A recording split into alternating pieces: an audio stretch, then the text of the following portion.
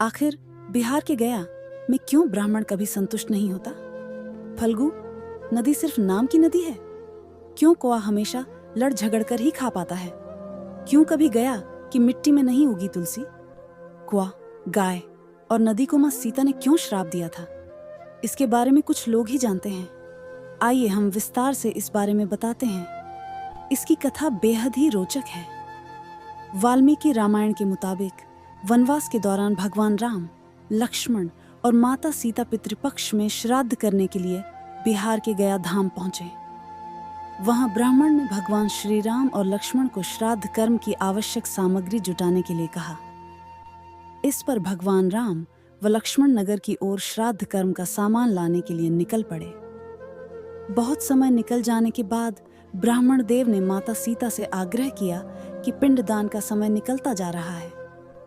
यह बात सुनकर माता सीता की व्यग्रता भी बढ़ती जा रही थी, क्योंकि श्री राम और लक्ष्मण अभी नहीं लौटे थे।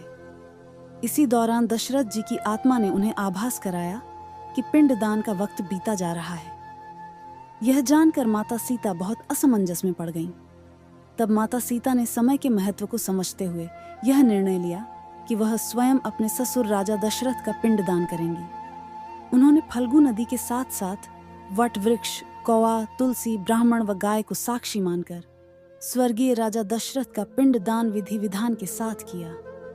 इस क्रिया के उपरांत जैसे ही उन्होंने हाथ जोड़कर प्रार्थना की तो राजा दशरथ ने माता सीता का पिंडदान स्वीकार कर लिया। माता सीता इस बात से बहुत प्रफुल्लित हुईं कि उनकी पूजा दशरथ जी ने स्वीकार कर ली है। इसके बाद उनके मन में संशय भी हुआ कि प्रभु राम इस बात को नहीं मानेंगे, क्योंकि पिंडदान पुत्र के बिना नहीं हो सकता है।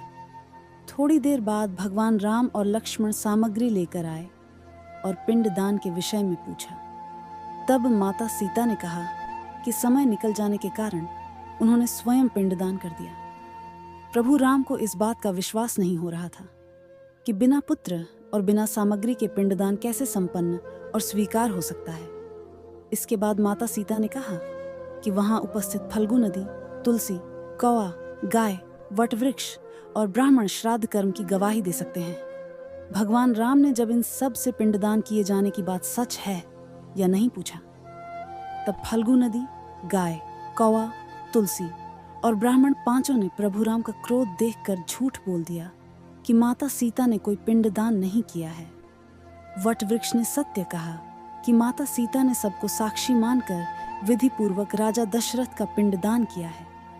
पांचों साक्षी के झूठ बोलने पर माता सीता ने क्रोधित होकर उन्हें आजीवन श्राप दे दिया। फल्गु नदी को श्राप दिया कि वह सिर्फ नाम की नदी रहेगी, उसमें पानी नहीं रहेगा। इसी कारण फल्गु नदी आज भी गया में सूखी है। गाय को श्राप दिया कि गाय पूजनीय होकर भी सिर्फ उसके पिछले हिस्से की पूजा की जाएगी और गाय को खाने के लिए दर बदर भटकना पड़ेगा और सबकी जूठन खानी पड़ेगी। आज भी हिंदू धर्म में गाय के सिर्फ पिछले हिस्से की पूजा की जाती है।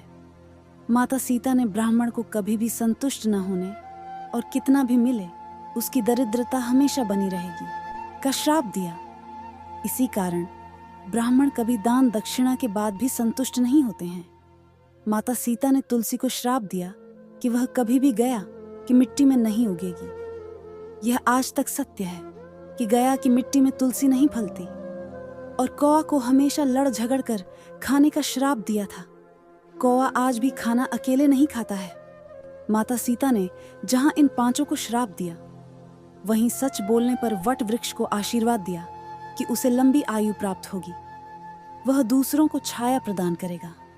पतिव्रता स्त्री उनका स्मरण करके अपने पति के दीर्घायु की कामना करेगी। आपको ये कथा कैसी लगी? कमेंट करके जरूर बताएं।